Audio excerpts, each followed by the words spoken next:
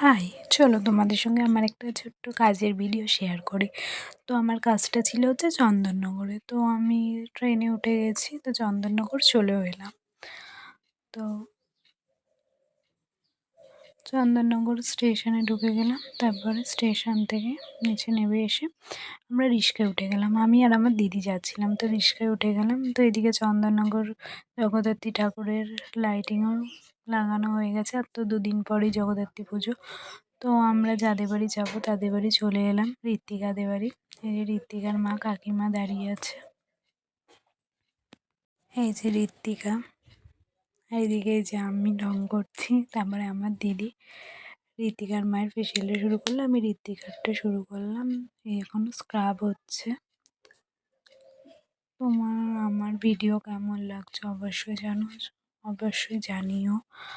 আমি তো first time এরকম ভিডিও করছি, তো অনেক ভুল আছে জানি। আমি চেষ্টা করব ঠিক করে ভিডিওগুলো করার, ভুলগুলো ঠিক করার। তো এবার মাসাজ হয়ে গেল, এবার প্যাক লাগাচ্ছি। প্যাক লাগানোর পর হচ্ছে এইটার ফাইনাল রেজাল্ট। এবার একটু টোনার দিয়ে নিলাম, দিয়ে আমরা বেরিয়ে পড়লাম পার্পেলে যাওয়ার জন্য। তো পার্পেলে যেতে যেতে দেখছি একটা জগদ্ধাত্রী ঠাকুর হচ্ছে।